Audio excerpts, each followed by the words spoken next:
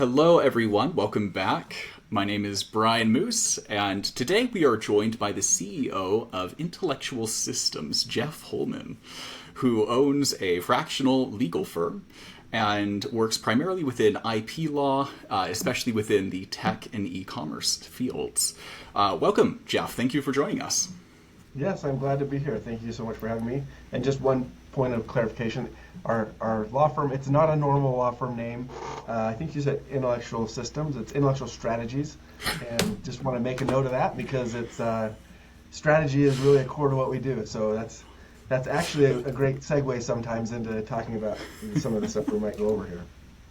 Yeah, thank you. Thank you. Sorry, I had it pulled up and I looked away and my mind flipped it right there.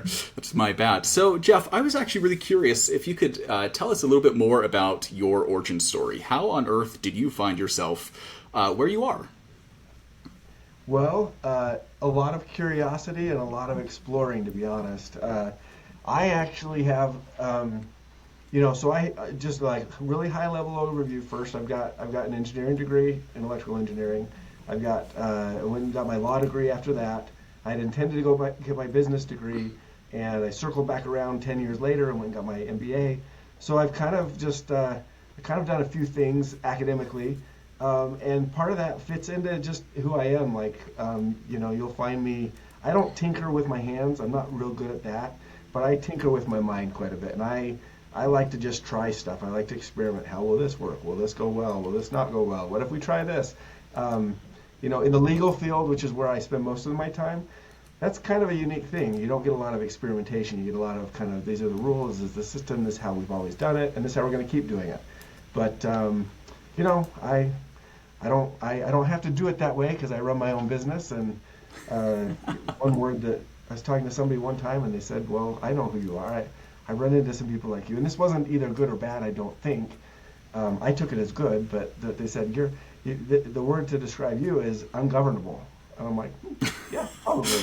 I probably am a little bit. So I'm a little bit of maybe a square peg in a round hole or a round peg in a square hole, one of the two, in the legal field. Jeff Holman, the ungovernable lawyer. That's a title. Maybe I'll update my LinkedIn headline after this. Sure. So with IP law, with most people that I know who have STEM degrees who then find themselves going into law, IP and trademark is kind of thrust upon them as a field of choice. Is that similar to you, or as you were in law school and exploring all the different fields, you said, "Hey, I'm uniquely suited for this"? No. So it wasn't. I wasn't in law school before I decided that. I got into law school actually because a friend of mine, I'd done my engineering degree. I went and applied to a bunch of really nice MBA programs, and they all said, "Yeah, sorry, you have no work experience. Come back later." At least 6 of them said come back later. One of them said, "Yeah, don't worry, you don't need to reapply." But I'd done that route, and I said to myself, well, I guess I got to wait 2 or 3 years, 4 years, reapply for an MBA. In the meantime, I had some friends over one time for dinner. We were at my house, and we were sitting around on the couch in my front room, and he said, he was in law school. He'd done 2 years of law school. Sean, good friend of mine. And he said, have you thought of law school? Because I'm in law school, and I go to these recruiting events, and these big firms come in, and they're like, okay, everybody who's got an engineering degree, stick around for a minute. The rest of you guys, go ahead and put your resume on the table. We'll be in touch, right? And I thought, that sounds interesting. I don't know what that means, but I like to be in demand. And that's really what kind of jump-started my I'll call it it's my career, but it was a detour at the time. My detour to go from, my plans to go and get an MBA to my then new plan to go to law school and study patent law. In fact, when I went to take the LSAT to get into to apply to law schools, I ended up sitting next to another buddy of mine from high school. In fact, I just had lunch with him today, Danny, good friend of mine, and I said, oh, what are you up to, Danny? He said, oh, I'm working for this patent attorney downtown. I'm like, oh, that's really cool. I think I'm going to do the same thing, but I don't know anything about it. So if you don't mind, why don't you tell the attorney you work for to take me to lunch sometime so I can figure out what it is I'm getting into. So it was again, experimentation. I was like, oh, I'll jump into that, see what it is, see what happens.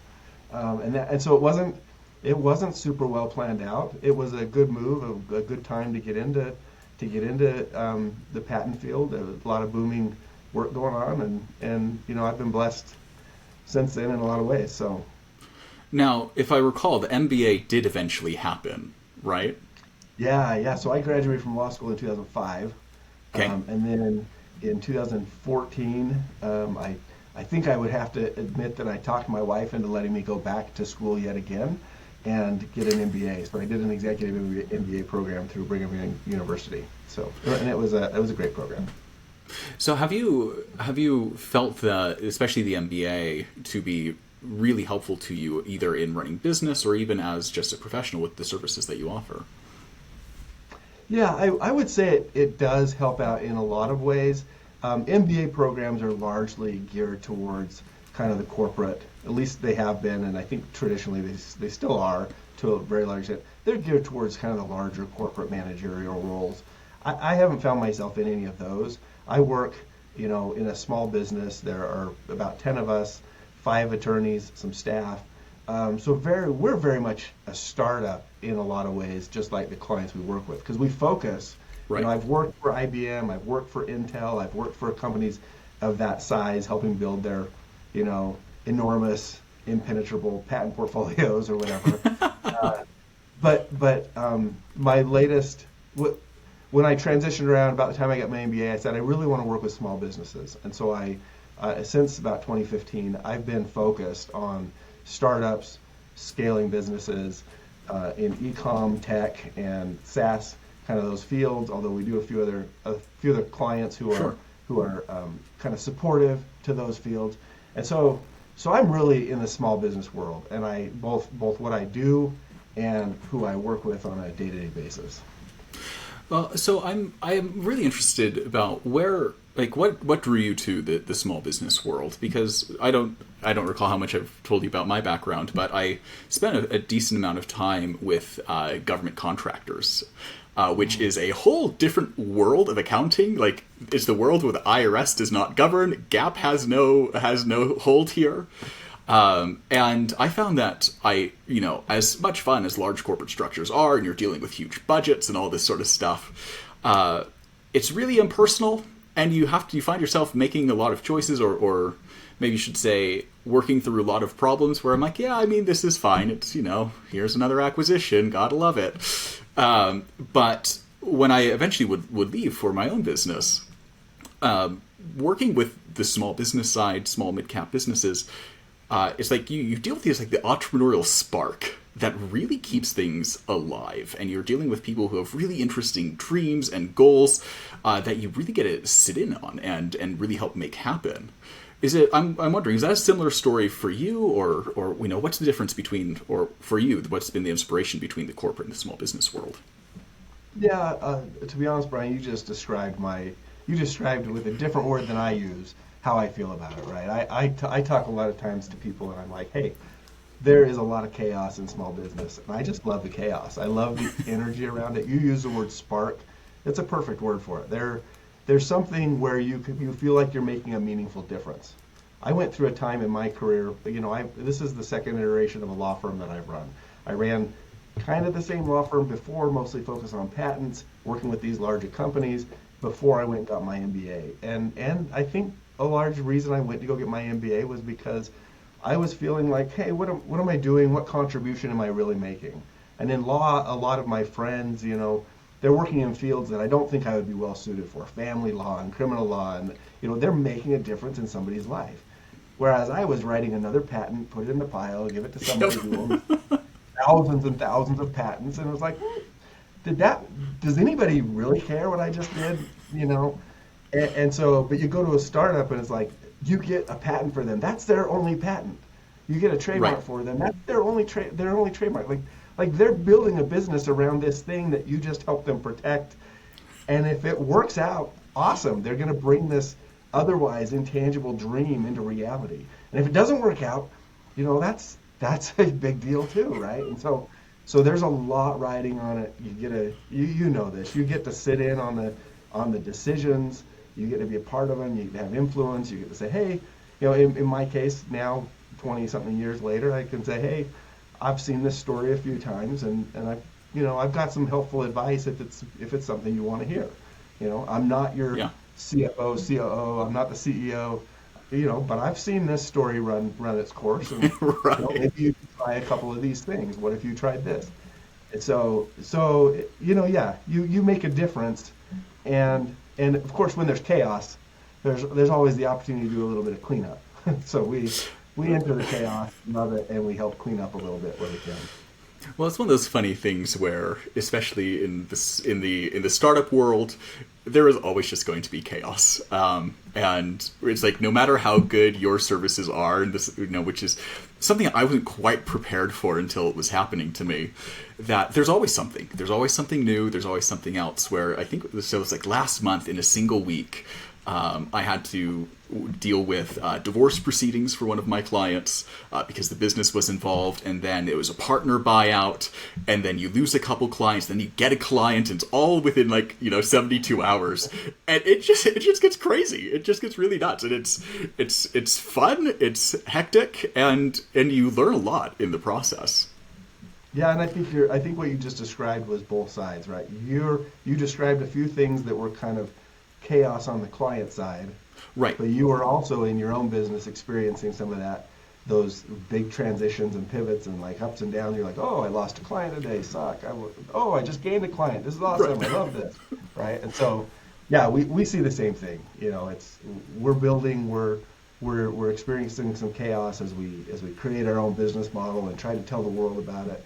And then we also see the clients that are going through it. So we really relate well, I think, to our own client situations. They're not building a law firm, but they're building a CPG company. They're Right. launching, they're doing deep research, government-funded research, for example, on technology that might be might be released and commercialized 20 years from now, or so there's just a lot of stuff that happens, and it's fun.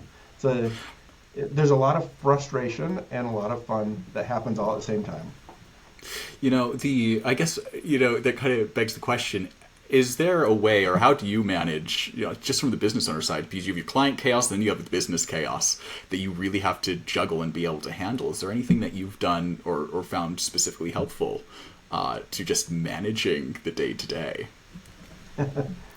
Uh, well, that could go a lot of directions. I'll tell you a couple things. One, I think I approach most situations with a really open mind, right? I don't know necessarily what I'm going to work on every day. I have things I need to accomplish, some in the business, some for clients, and I have to balance the business side and the client side. But I go in pretty open-minded, like what's going to happen today, and open-minded when something does happen. Okay, how do we address this? How do we solve this if it's a problem? How do we leverage it if it's an opportunity? So I'm pretty open-minded. There's a story about going to Peru. I served an LDS mission and went to Peru, and people were like, "Oh, what did you think?" I'm like, "I don't know. I just went. What was I supposed to think? Right. Did I know I wouldn't have toilet seats for 2 years? I didn't know, but I didn't really have I didn't have expectations in mind, so I just showed up, and I'm like, oh, that's how it is. Okay, So one's that. On the personal side, I'm a big advocate of working out and getting into the gym or getting outside, and I think that we as business owners, it's so easy to hyper focus on these issues and growing your business and making money and providing for your family and supporting your clients. But I think there's a huge obligation even for us to take care of ourselves. And so you'll find me playing tennis or soccer Right. 5 days a week in the mornings. I'll probably be lifting weights. I might go for a run. I'm Yeah. really big on spending some of my chaotic energy perhaps on fitness and recreation so that I can really focus when I'm working. I don't know if that answers Nice. your question. But that's how I No, no, approach no. It does, because for me, so I have, I have my CFO, my accounting practice, and then with the business partner, I have some construction companies that I help run and manage.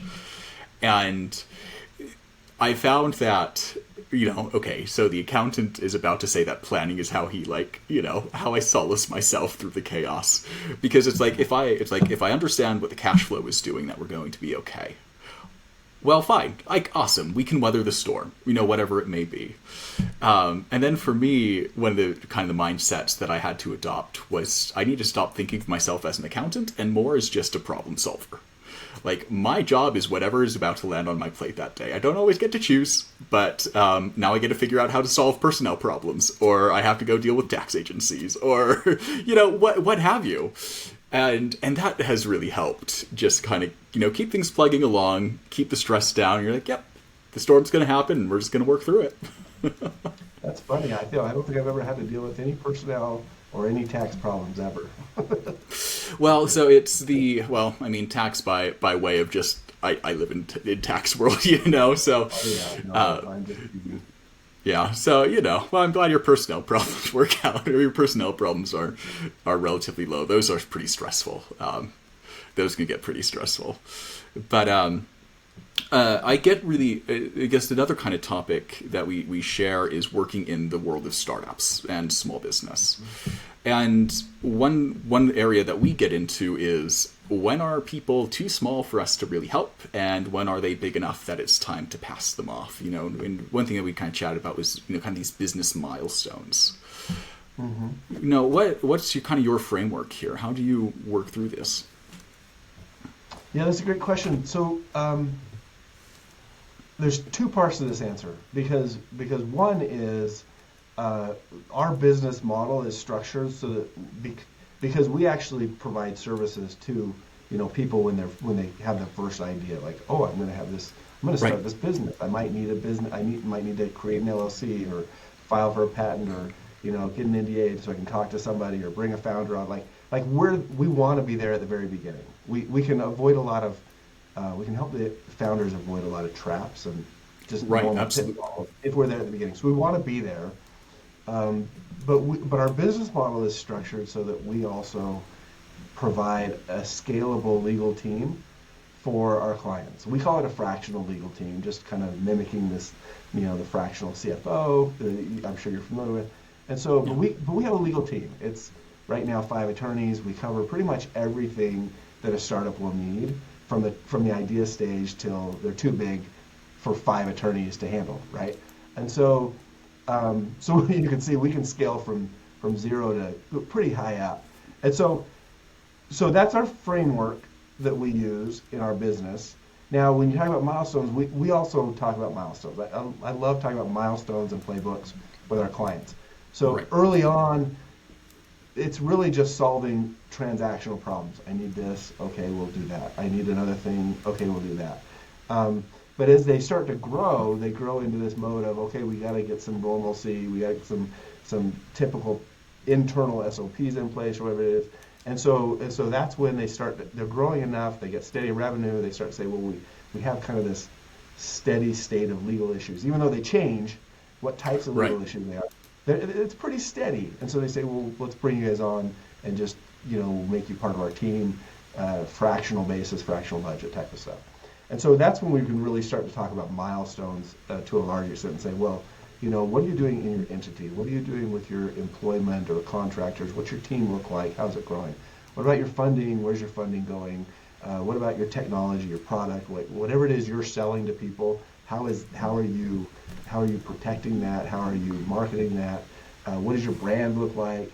And so we've kind of come up with the idea of startup milestones that have these attached legal milestones, right? Where can the legal support the business reaching each of these milestones with the minimal amount of risk or exposure?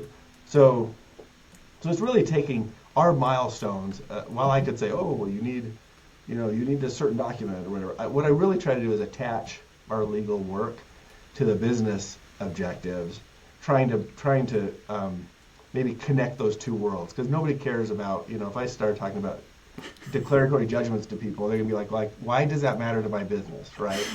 And and it won't. And so this is where I go back to, having the engineering, the business, and the law degrees. I will often tell people, listen, those are really good. They give me a lot of context and background and some skills. But what they really do for my clients, the benefit my clients see, is that I become a translator.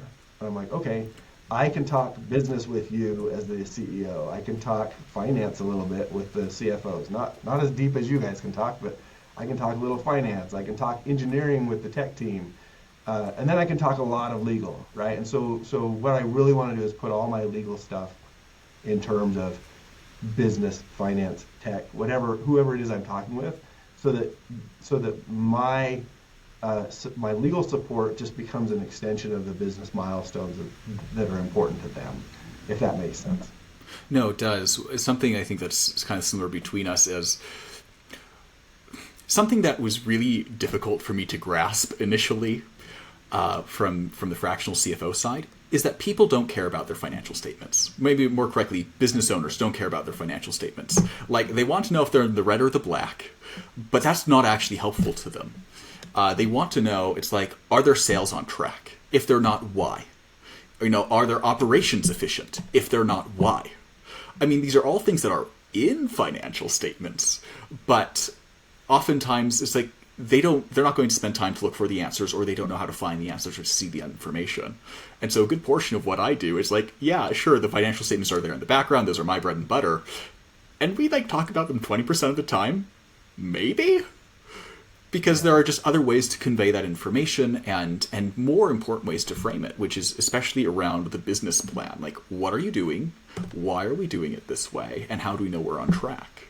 Which I think is really similar to the milestones. And it's like being able to loop the fractional service into that tends to translate best for the people we work with. Yeah, no, I completely agree with that. And it's on the specific. I've seen clients who aren't having those financial conversations. I'm trying to dig in and say, well, I'm not the finance guy here, but are we on track because I'm very integrated. A lot of clients will treat me as part of their executive team, and I'll be like, are we on track as a business? Like, I'm invested in this business as much as any other person in this room a lot of times, and I say, well, are we on track? Like, if that's not working, why are we not talking about KPIs, or why are we not talking about our performance budget, and legal is the exact same way. Hey, you're launching a product. If we're not doing these things, we have exposure. If you're selling to customers and there's consumer exposure, consumer liability type of stuff, like, we need to protect that. And more times than not, it's just really getting these first-time founders to open up and say, oh yeah, like, we probably should do that. Because first-time founders, they don't know what they don't know, and they end up with tons of exposure to risks. Not because they're not smart people. They're extremely smart people. Right. But they just haven't been down that path, so they don't know. Right, absolutely. Yeah, we call it the stupid tax in our field. It's just you just don't know. And so sometimes you have to pay. And that's just like, it's not a problem. It's just the stupid tax. You learn and you move on. Yeah. I probably paid some of that myself. Well, if you haven't, we need to talk about that because we all do. So I find with a lot of my clients that approaching the legal field, like, okay, it's time to call the lawyers, is a bit of a stressful thing. A lot of entrepreneurs, especially if this is their first go around, it gets a stressful thing. My first real interfacing with especially corporate legal and lawsuits was when I was doing my DoD work. And it's like, it's a regular part of business. You just get sued regularly. And I was the controller, and so these lawsuits would cross my desk and all of that. But that's something that, sometimes I find I have trouble answering. Like, okay, when is the right time to start engaging with services like yours? What are the right questions? Or, what are the signals that it's like, oh, we might be in over our heads, we need counsel? Those are great questions. I'm going to try to answer them as well as you ask them. Sure. Let me tell you first what normally happens. And I think you know this already, but people usually reach out to us after they have a closet full of legal skeletons. And they're like, oh, we had somebody threaten that, or an employee said that they were going to, report us for XYZ, or somebody said they got hurt by our product, or all these things. It's like our clients are so busy just trying to build something cool, get it into the world, get it into their market, do the A/B testing, everything they got to do to launch a product and sell it, that they're like, oh, well, I'll deal with that one later. Or I promised them stock options, but I don't really have any documents for that. I don't know how to do it. We'll just put that, we'll do that later. So you get all these things, And normally where we find people really coming to us is, hey, I am really I'm getting some success in my business, but I know I have a closet full of legal skeletons. And I just need someone to just kind of clean that closet out for me. And so, that's very common. If founders find themselves in that situation, like, they should be looking for legal help, because it's great to have a clean closet instead of a full closet of monsters. But but it happens, right? It's normal. And so we Absolutely. often will come in and we'll help with cleanup. Finances, I know, same way. Like, they Absolutely. finally call someone when they're like, I really think I've messed up my finances. Like, I've got 3 years of back taxes, or I never paid payroll taxes. I didn't know I had to, and they finally call me, Ooh. right? Ooh. Right? Stuff like that. You don't have to admit any of that. None of your clients would ever do that. But Of course not. yeah, so that's when we usually find people hiring us. That's a little later than they should, but it's typical. And so for us, the major issue, the point that we're really trying to solve, if I could put it in different terms than I said before, our fractional legal team is about hiring our legal team once instead of hiring a new attorney every time you have a different legal problem. Because nobody likes to hire an attorney, let alone hire 5 or 6 attorneys because they have different issues that come up. And the attorney that they hired, thinking that attorney would just help them with everything, that attorney doesn't do everything. They're like, oh, what do you mean you don't? Like, you can help me with my employment stuff, but you can't do my patents. Why not? Or you can't help me with fundraising. Why not? And you're like, I gotta hire another guy, and I gotta go interview people, or I gotta go. Someone's gonna, like, I probably call people and get billed just to call them. Does this guy offer a free consult or not a free Right. consult? Like, hiring an attorney is hard enough for a lot of people. Hiring multiple over time, it's pretty. It's the I think worst. it is hard, and it's that's why people put it off. They're like, I don't want to have to deal with this problem because it's a problem, and I don't want to have to deal with the related problem of having to hire an attorney and pay an attorney to solve the problem that I didn't want in the first place. So our team, while you have to hire us once, we have a team that really attacks the problems, and we can pretty much cover everything that a startup needs from A to Z while they're growing. I don't think any of that answered your question, but that's kind of groundwork, right, for answering the Sure. question. And so your question was about how does someone know when it's the right time to hire an attorney, right? Right. The bottom line is this: every company is going to have legal issues coming up, and ideally you would have an attorney or a couple attorneys or a legal team like ours in the wings ready to go. You don't want to pay them when they're doing work. You don't want to, a new startup isn't going to have a, $25,000 a monthly retainer just to ask questions. But you want to have somebody you can go to, and you want to make it as easy of a transaction as possible, I believe. But you're really going to have, this gets back to your startup, what I call startup milestones. You're going to have all these milestones. If you look ahead and say, okay, in the next 18 months, our business is going to create an LLC, start looking for fundraising, hire our first employees, bring on a software dev team, find a COO or CTO or whoever as a co-founder in our business, and all of a sudden you've got 8 to 10 of these big decisions you're making. Every one of those has something legal involved with it. Maybe some of employees, there's onboarding documents. If you don't do those right, and I don't mean that, I'm not about scare tactics, but if you don't do these things right, there's a risk, and you have to decide, Right. hopefully in an educated way, whether you're okay with the risk. A lot of people say, I'm fine with the risk, but I don't really know what it is. So each of those things, they've got a risk to them, and bringing somebody on to help manage it, it just eliminates a lot of that risk that you're otherwise exposed to. So how to know when to hire somebody? Look at your major milestones, and just ask yourself, or if you want, I've never done this, I'd be curious to do it now that I think about it. If I were to go into ChatGPT and be like, from the perspective of a first-time founder starting a business in XYZ with da-da-da, and with these types of characteristics, launching this type of product or service, what are the major milestones that I might run across in the next 18 months where I could or perhaps should be looking for legal assistance with those to minimize the problems?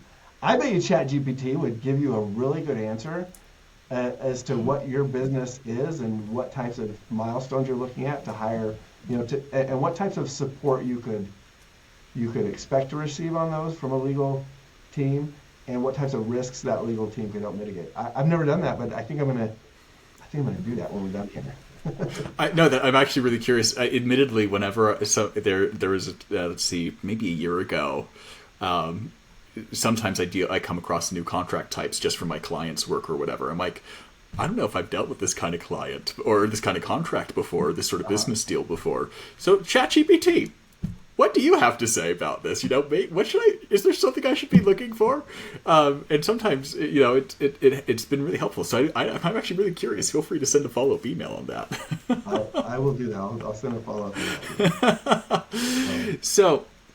So then, we've sort of been kind of through this, dancing around exactly what your business is. And what I don't know if we've necessarily highlighted is that you have a very unique legal firm structure. Like, your business model isn't what you would normally expect to see. Could you just elaborate more on like, what do you do? How do you do it? And why it's so advantageous? Yeah, I can. Let me tell you a really quick story. I've shared this with other people. I had a version of my law firm. I was helping people get patents and trademarks and a lot of IP focused stuff. And I said, these clients are doing really cool stuff in addition to just getting patents and creating inventions, right? They're starting businesses, they're fundraising, they're building companies. I want to be involved in more than just the patent, right? So that's kind of what led me to eventually go back, get my MBA, and I had this 5-year plan. I'm going to go in-house, or I'm going to go to a bigger law firm where I can practice on a more general business level, types of matters, and then I'm going to go become like a general counsel in a funded startup company, and then I'll go down this general counsel or GC track forever. So I started that process. I got into MBA school. I went to a larger general practice law firm here in Salt Lake City for a little while, but my 5-year plan turned into a 5-month plan because 5 months into that, somebody said, "Hey, come work for our company. We raised $70 million and we're launching this cool product."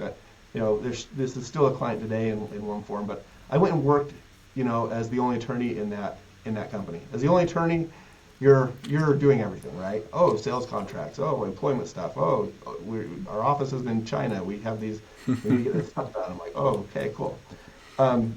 2 weeks into that job, and mind you, I've been practicing since 2002, 2001, 2002 as a patent agent, which is kind of a niche, not a non-attorney patent person. And then 2005, I graduated, and I've been practicing since 2005. This is 2015. So it was close to 15 years.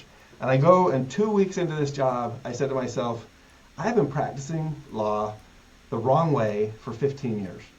I've been doing it the way that all these other law firm attorneys have talked about and taught me, and it's just not what clients need. Clients don't need, they don't need a long memo on everything. They don't need you to take a week to go research the crap out of the case law on everything. These companies need quick, informed, good enough decisions so that they can keep moving forward with the things that are on their critical path, right? And so that was super eye-opening to me. And I realized I've got to be better about figuring out at this point in time, how my executive team that I was working with needed me to fit in to support them from a legal perspective. And so that was like the real first maybe eye-opener for me, that, hey, practicing law like an attorney teaches you to do it. I mean, it's great for billable hours, it's great for take-home pay for me, but is it really what the clients need? And the answer to me was clearly no. There's a place for that for larger clients, perhaps, that really need details, but in the startup world, it's so fast-moving, it's a different world.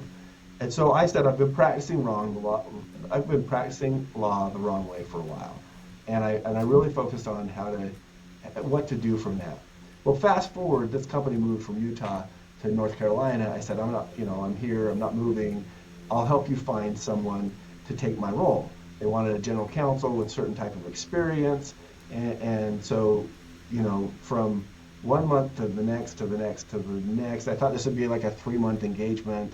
I essentially was operating as their fractional general counsel or their outside general counsel, as Sure. we often call it in the legal world. Same thing though. I'm essentially still on their executive team, operating with everybody, helping make decisions, but I'm now outside. And so I was outside general counsel. Well, that didn't last 3 months. That lasted 18 or 19 months. They just took longer to get what they needed to replace me, which was fine with me. But in the meantime, I'm like, oh, this is really nice. I get to work really closely with the same client I've been working with. They had moved. I was still, I think I was working in that home office bedroom instead of this one here at the time. But I'm working in my basement, office, and I'm just getting work done, and I'm picking up some other clients at the same time, and I see, okay, this is great. Well, everybody who does a fractional model, I believe, runs into the same issue, regardless of the field. You're like, okay, I've just picked up a bunch of really cool clients, and now I'm starting to get burned out, overwhelmed. Like I can't be the bottleneck for 6 different clients. That's 6 times worse, right? Than if I was only. We are creating problems at that point. I mean, if you do good work, you get hired by more people, but you then become a bottleneck for more people. Right, absolutely. It's hard to balance. And so I said, well, why am I doing this by myself?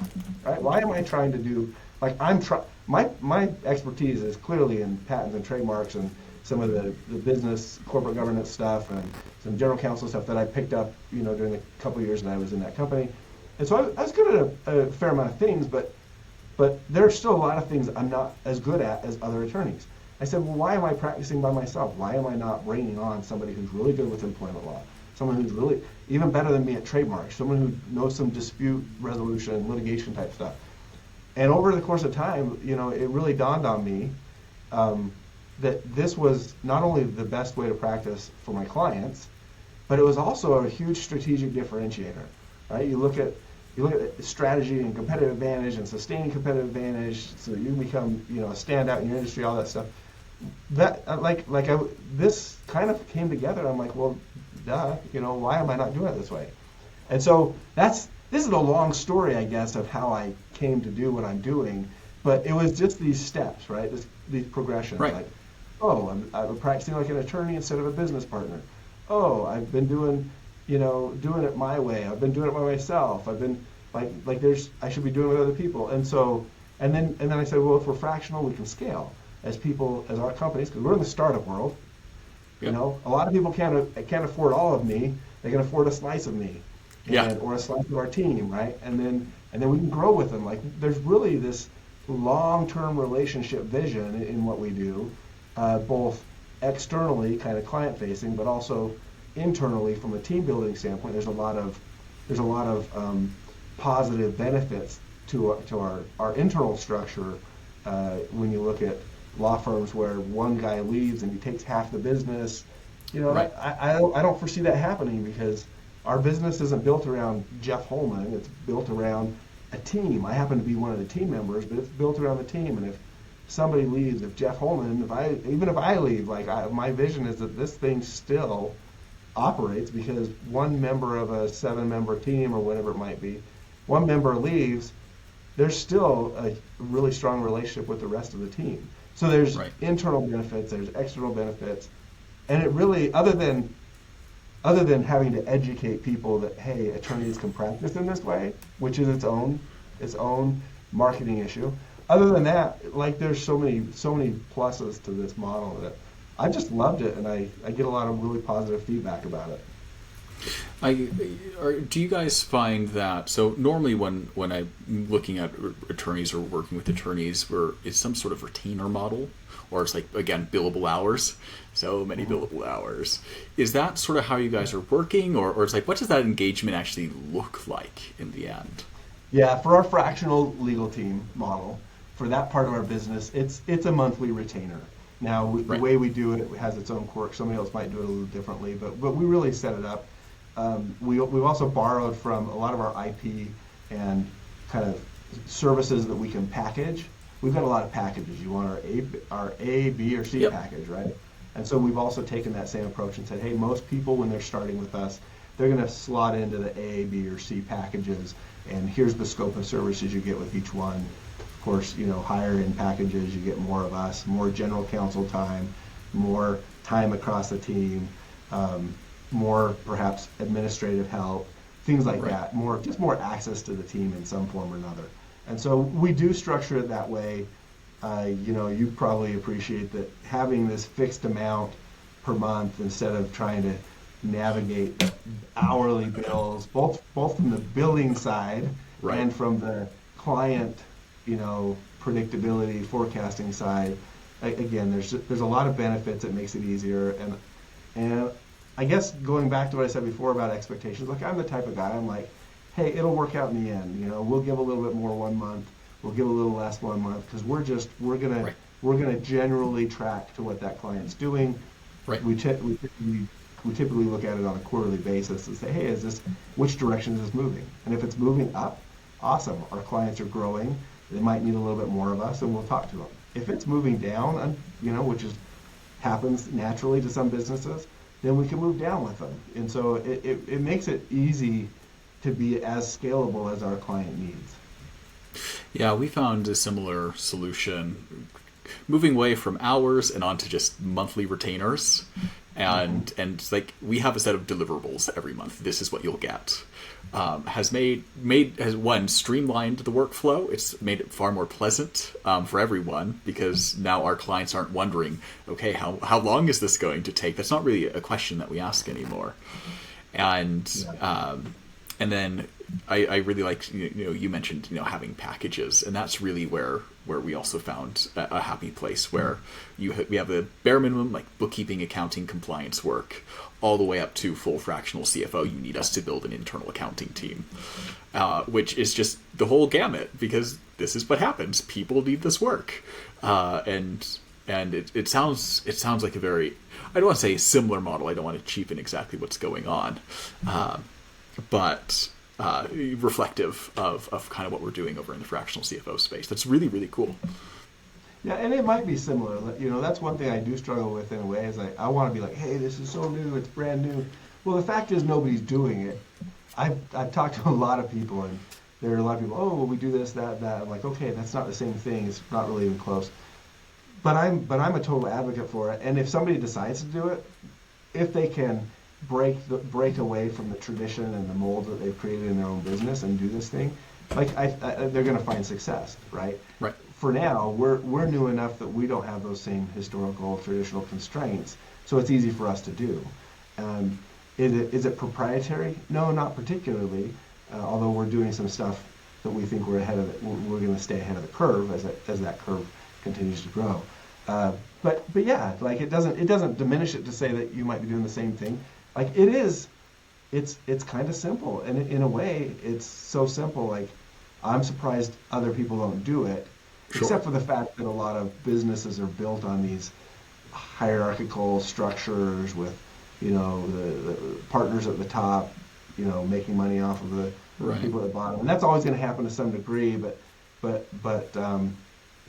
it's not hard to find a structure that can kind of break through some of that tradition and start to align itself with what the clients really need. And I think that's all we've done. We just said, hey, what do clients really need? And let's do that. So so within kind of the fractional, you're building out these teams. Intellectual strategies is your IP and trademark. Have you branched out from that? Do you go into employment? Do you go into finance? Do you so you've built your team of attorneys into these different legal fields? Yeah, we totally have. I tell people a lot of times we do 95 to 98% of what every startup needs from the time that, this is how I say, from the time that you have that first idea to the time that you raise so much money that your board of directors says you have to hire $2,000 an hour attorneys, because that's not us. but sometimes we get kicked out because they're not spending enough on expensive enough attorneys, right, for the investors. Yep. You've seen that before. But we can do pretty much everything. There are a few areas. So yeah, anything with your business, forming your business, managing your business, your corporate entity, investors, all the investment documents. We can help with your board meetings. We can help with your cap table. We love Carta. I'm sure you love Carta too, or other platforms like it. we can help with your, anything on your product, protecting your product with patents, your brand, with trademark. We help with all your contracts, your vendor contracts, your employment onboarding, offboarding. Like we really have branched out. We've got a small, kind of very skilled team of attorneys that is specifically meant to be able to handle that 95 to 98% of what every startup needs. The things we don't do really specialized tax planning.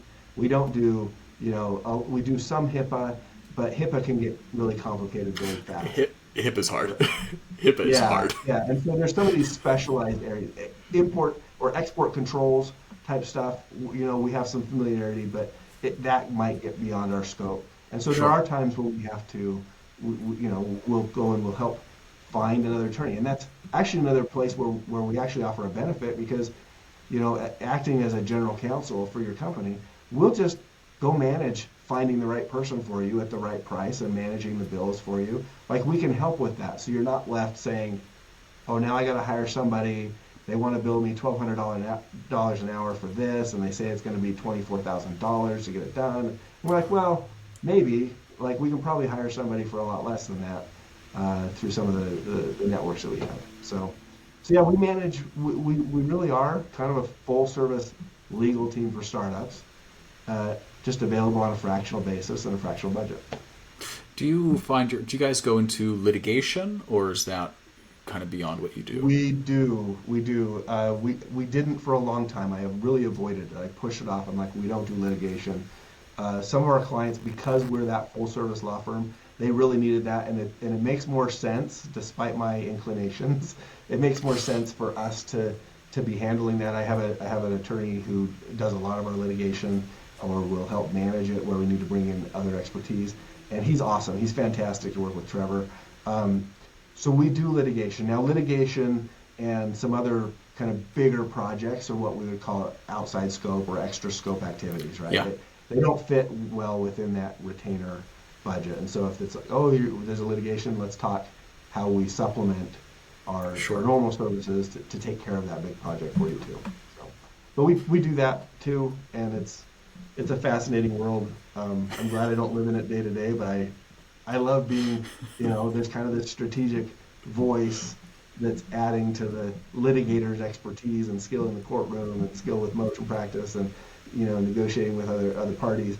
And I get to be, kind of maybe the third wheel in those conversations and help with some of the, again, tying some of the business strategy and objectives to the litigation and making sure it's proceeding the way that we want it to, kind of with that overall view. Yeah, friends of necessity, if you will, with litigation. Yes. We found ourselves in a similar place with tax, so my background is more in business development and management accounting rather than the tax accounting side. And there just came a point where it's like, okay, we need to do tax. We need to be able to interface and do tax stuff too. Okay, fine. Yeah, when your clients trust you with their finances, it's hard to be like, well, send that somewhere else, right? When you have the expertise, or at least the ability to manage the right experts doing that work. I totally understand. Yeah. So, we're coming up here towards the end. Is there any other topics that you want to highlight, or maybe a final message that you might have for our audience here? No, I think we covered quite a bit. I would just say, well, what I would say is this. I think our objective, and you should look for attorneys, in my opinion, who do this. Our objective is to really be a business partner. And so we want to encourage open communication, collaboration between our team and our clients, right? And so our business model is set up to do that. Our onboarding structure is set up to do that. We do, with every potential client, we do a 30-minute free strategy call because we want to know, that's where we'll talk about, well, what are you working on? What are the big milestones you have coming up in your business? And what kind of support are you going to need? That's where we get the ideas, to understand what the business is really going to need and going to go through. And so we'll do that, and it's all with the intent of, is this a good fit? Is this someone we can work with? That are you a cool person building a cool product, offering a cool service? Somebody we want to work with, and somebody that is also open to that collaborative, very integrated approach that we want to do with our clients. So So that's really the message I would leave, is there is a way to work with attorneys like that. Um, we're fewer and far between than it should be in the industry. I'm not going to take responsibility for all of that because I'm doing what I can do to change that. But that's really what I would say is there's a way to work with attorneys and get access to the legal expertise that we have, even on a fractional basis, that will really help startups and scale up companies out a lot from what they're doing without that legal support. Yeah, and that's something that I was so exciting when we finally connected. Is it's hard to find enterprising attorneys. It's hard to find entrepreneurial attorneys outside of the normal business structure. So I think it's really great what you're doing, and you're building a really valuable service that especially startups desperately need.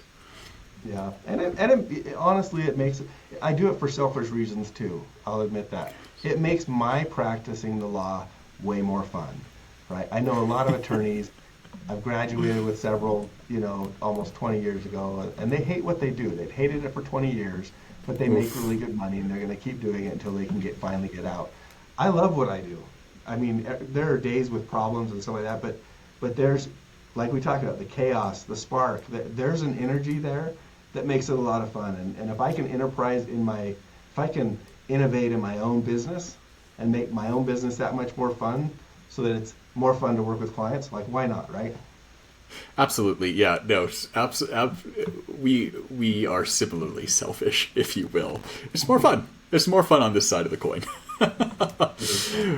Well, anyway, thank you so much again, Jeff, CEO of Intelligent Strategies. There we go. Got it this time. Thank you. It's been my pleasure, Brian. It really has. Thanks.